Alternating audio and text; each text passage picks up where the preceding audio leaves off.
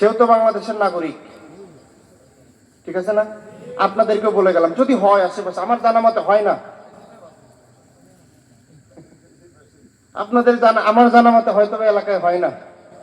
যদি হয়, আইসি সাহেব আছেন, আপনারা তাকে জানান, হাতে নাতে ধরিয়ে দিন, উনি ব্যবস্থা নিবে তো।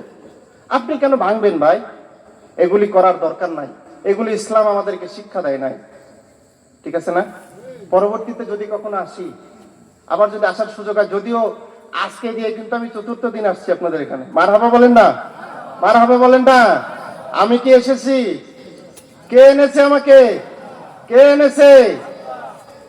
পরবর্তীতে যেন বারবার আসতে পারি, দাওয়াত দিলেও আসতে পারি, না দিলেও আসতে পারি, এই আশা কামনা করে, এই আশাবাদ ব্যক্ত করে, সকলের দোয়া নিয়ে, সকলের, আমি আপনাদের জন্য দোয়া করছি, আপনারা সকলে আমার জন্য দোয়া করবেন, আমি যেন সহি নিয়তে, খালেস নিয়তে আহলে সুন্নাত ওয়াল জামাতের খেদমত করতে পারি।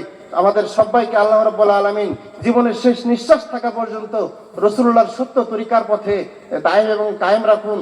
ওয়া আখিরু দাওয়ানা আনিল হামদুলিল্লাহি রাব্বিল আলামিন। আসসালামু আলাইকুম ওয়া রাহমাতুল্লাহি ওয়া বারাকাতুহু।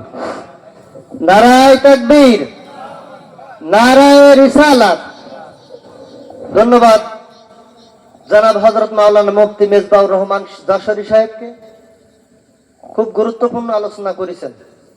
মানে এগুলো হচ্ছে দালিলিক ভিত্তিক আলোচনা, দলিল দিয়ে কথা বললে মেলার সুর হয় না।